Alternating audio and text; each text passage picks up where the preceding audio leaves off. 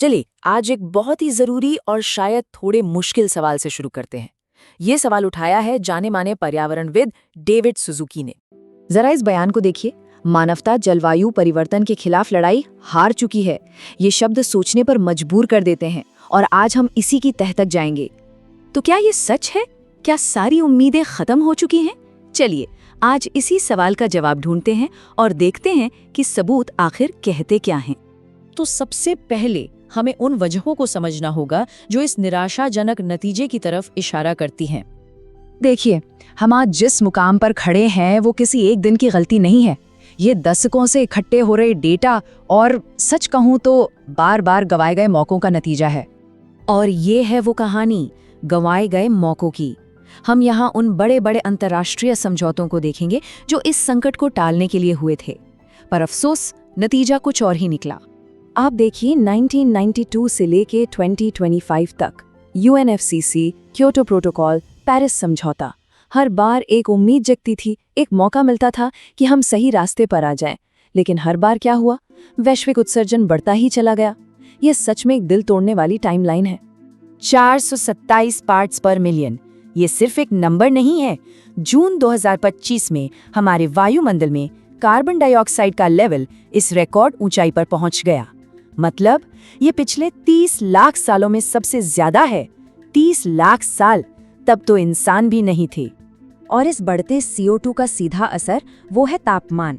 साल 2024 इतिहास में पहली बार ऐसा साल बना जब पूरे साल का औसत तापमान 1.5 डिग्री सेल्सियस की उस खतरनाक लाइन को पार कर गया। वो लाइन जिसे हमें कभी पार नहीं करना था।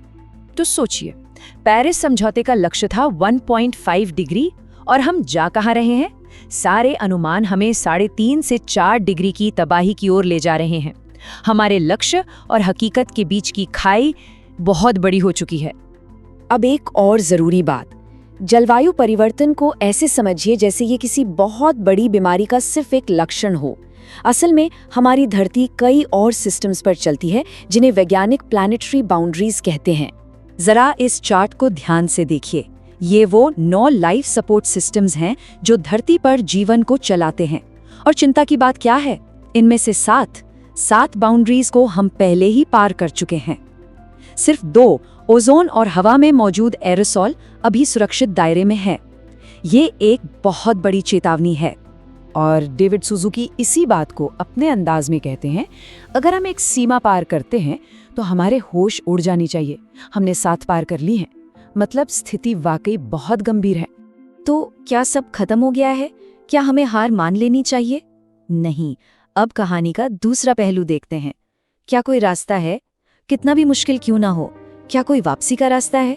वैज्ञानिकों के बीच अब एक नया शब्द चर्चा में है, क्लाइमेट ओवरशूट।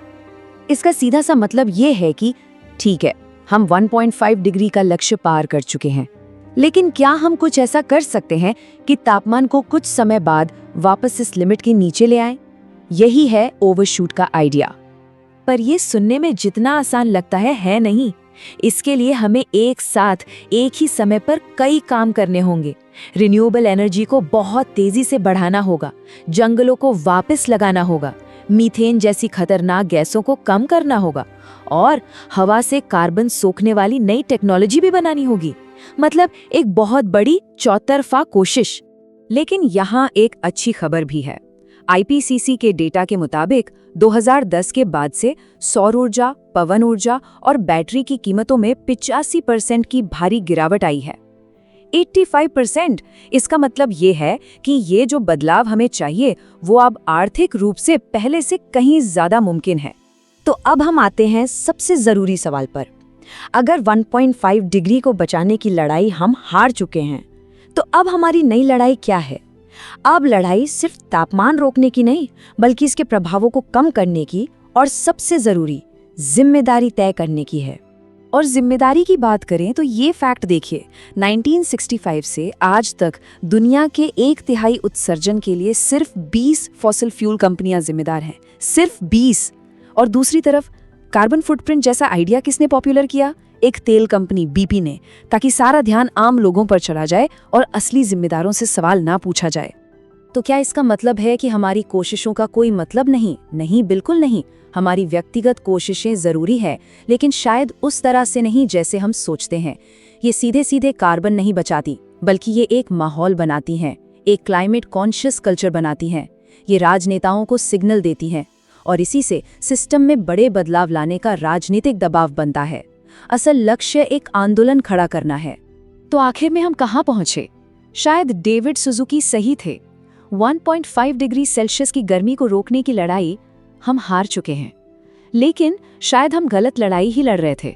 एक रहने लायक, एक बेहतर भविष्य के लिए असली लड़ाई वो तो अब शुरू हुई है।